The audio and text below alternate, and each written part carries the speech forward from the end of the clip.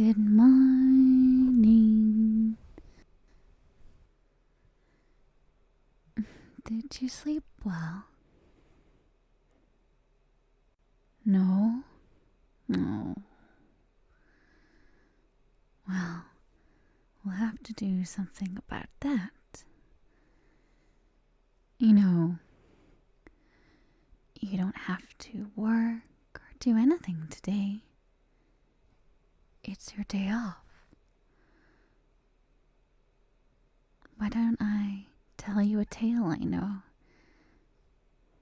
Maybe it will help you drift off again. Okay. Well, rest your head back on the pillow. And I'll tell you all about a very strange land called Whiteland. Once on a time, there was a fisherman who lived close by a palace and fished for the king's table.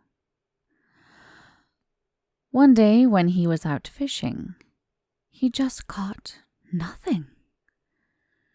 Do what he would, however, he tried with bait and angle, there was never a sprat on his hook. But when the day was far spent, a head bobbed out of the water and said, "If I may have what your wife bears under her girdle, you shall catch fish enough." So the man answered boldly, "Yes," for he did not know that his wife was going to have a child. After that, as was like enough, he caught plenty of fish of all kinds.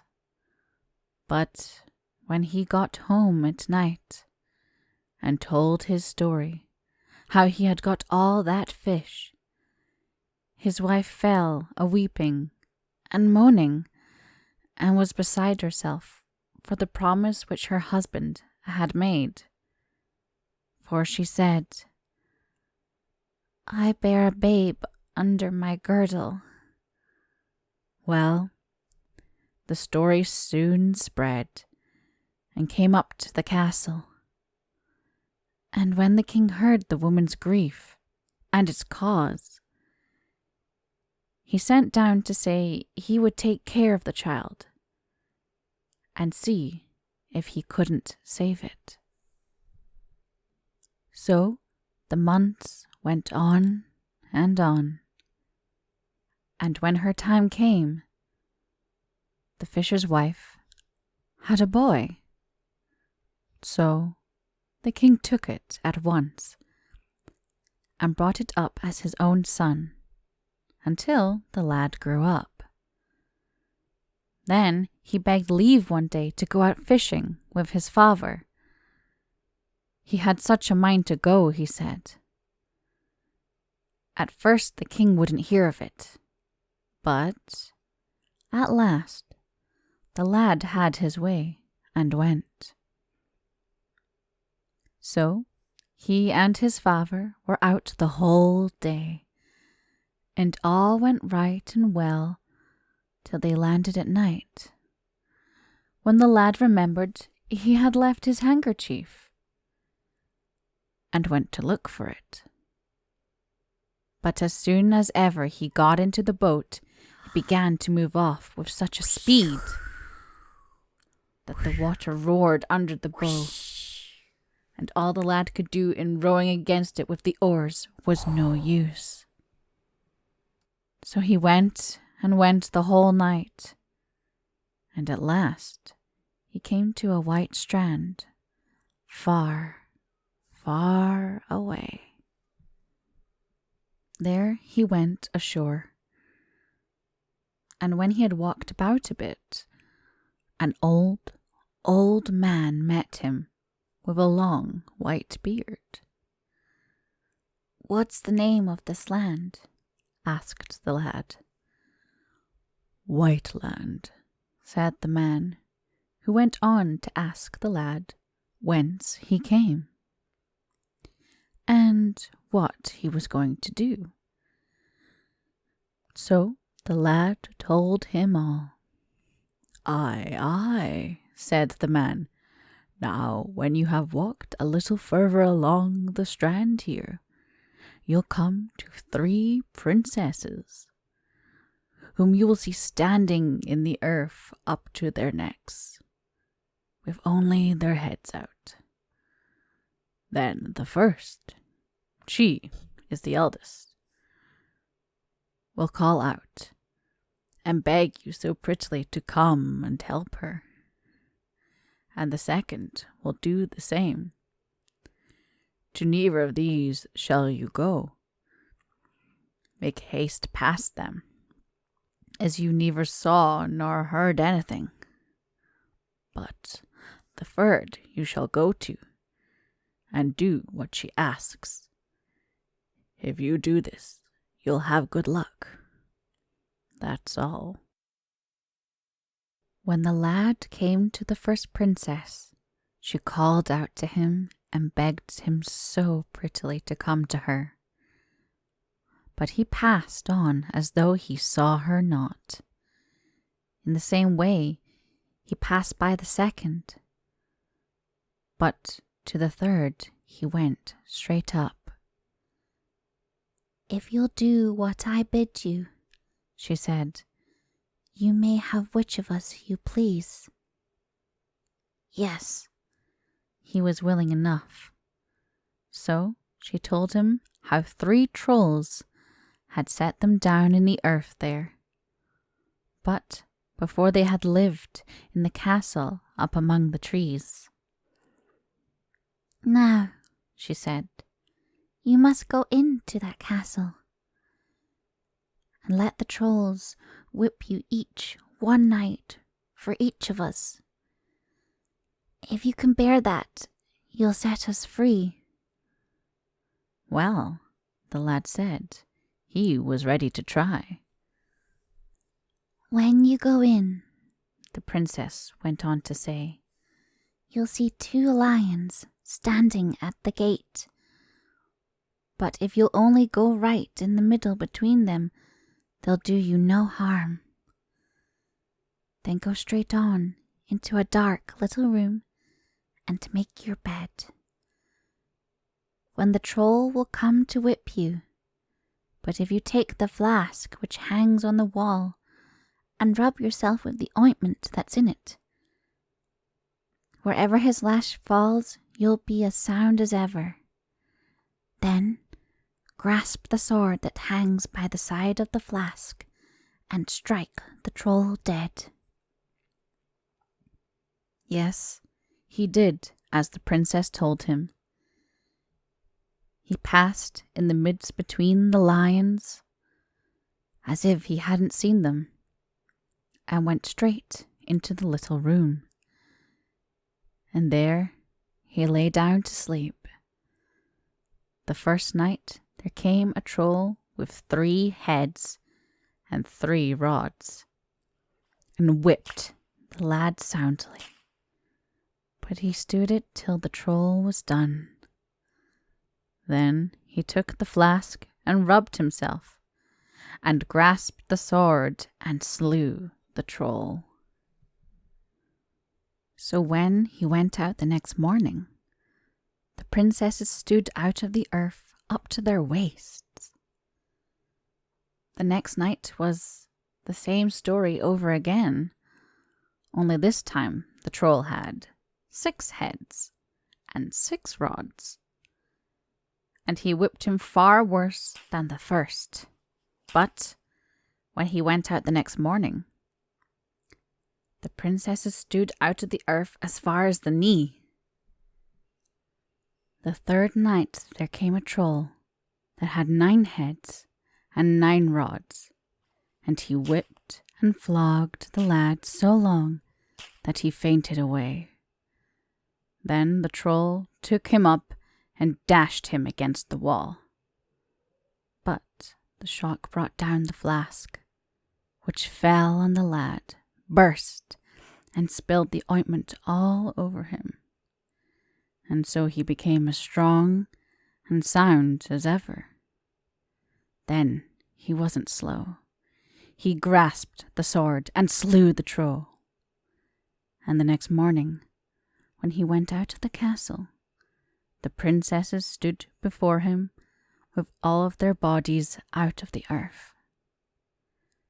So he took the youngest for his queen and lived well and happily with her for some time. At last, he began to long to go home for a little, just to see his parents. His queen did not like this, but at last his heart was so set on it, and he longed and longed so much. There was no holding him back. So she said, "One thing you must promise me. This, only to do what your father begs you to do, and not what your mother wishes." And that he promised. Then she gave him a ring, which was of that kind that anyone who wore it might wish 2 wishes. So he wished himself home. And when he got home, his parents could not wonder enough what a grand man their son had become. Now, when he had been at home some days, his mother wished him to go up to the palace and show the king what a fine fellow he had come to be.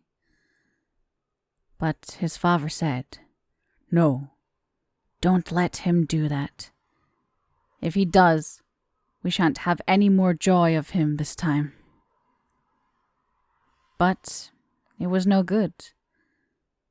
The mother begged and prayed so long that at last he went.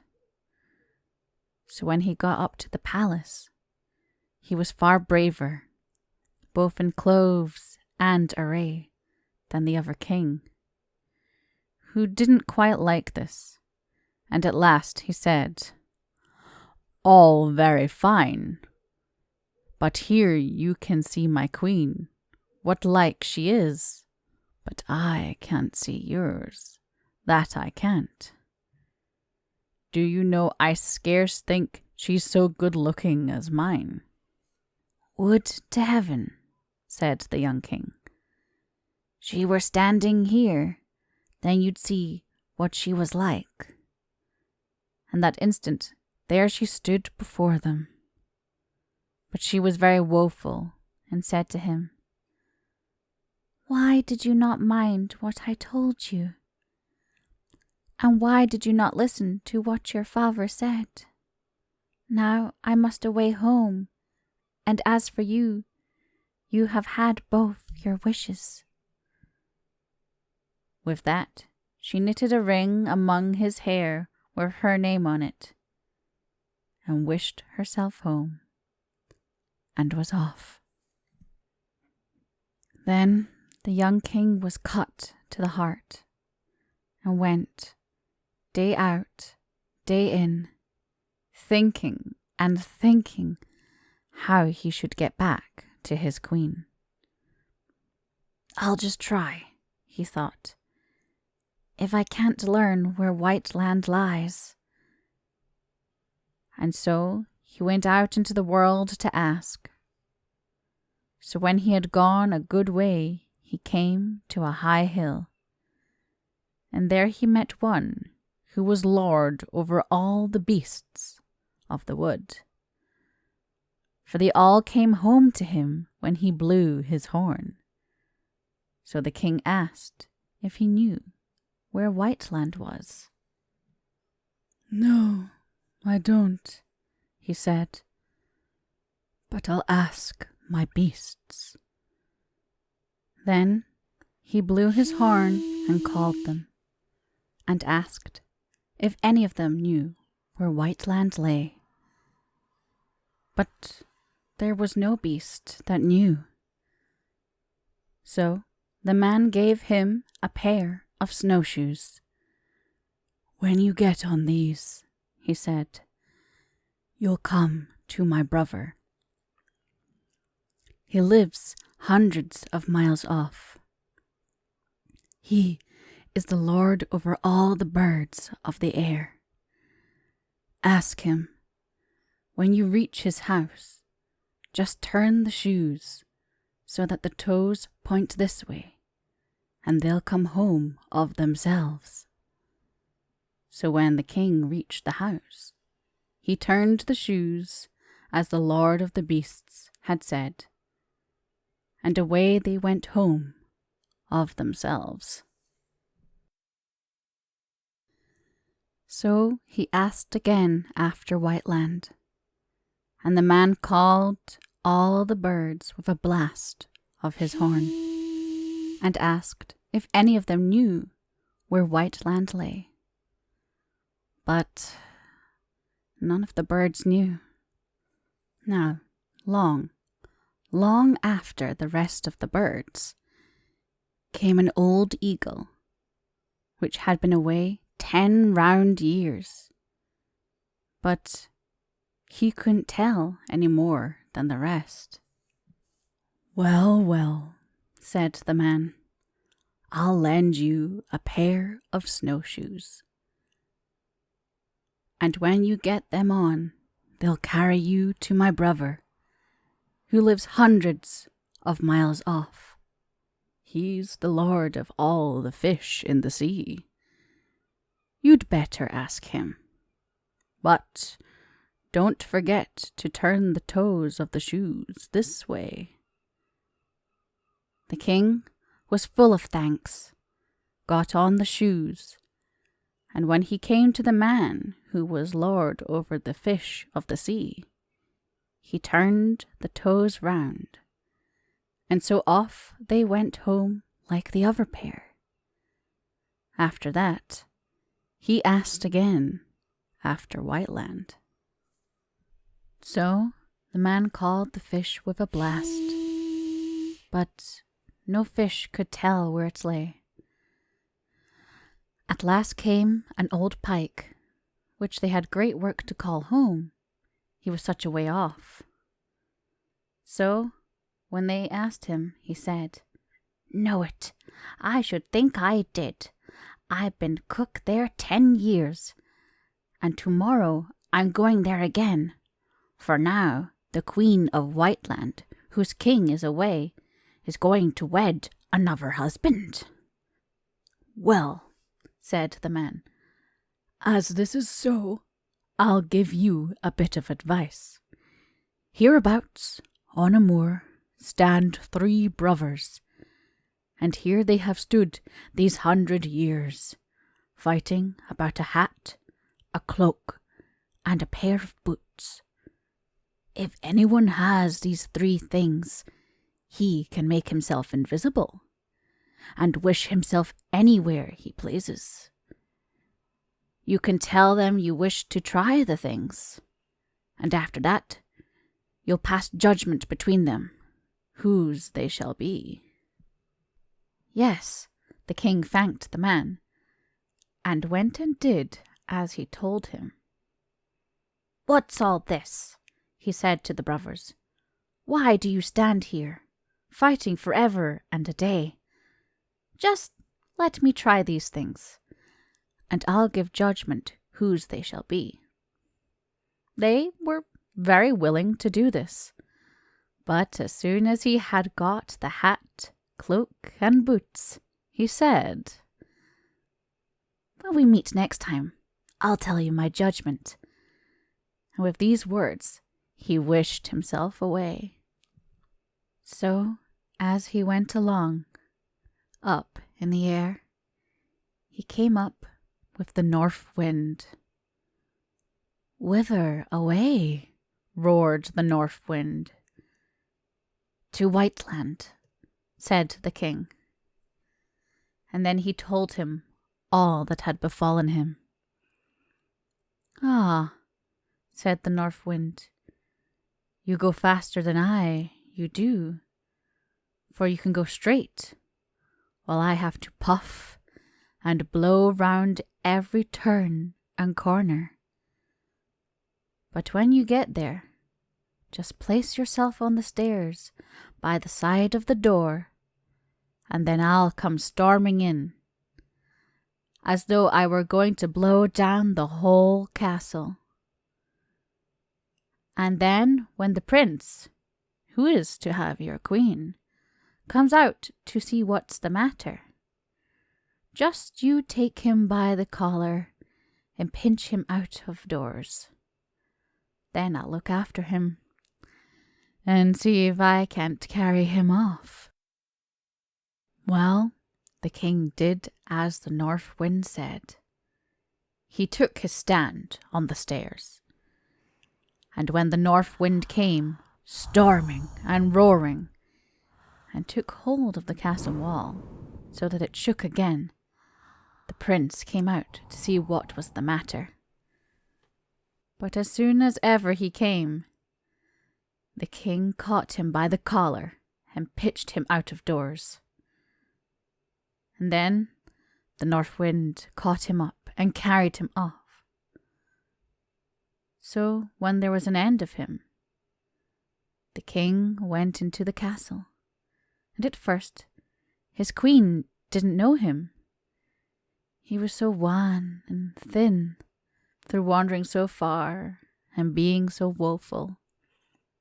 But when he showed her the ring, she was as glad could be.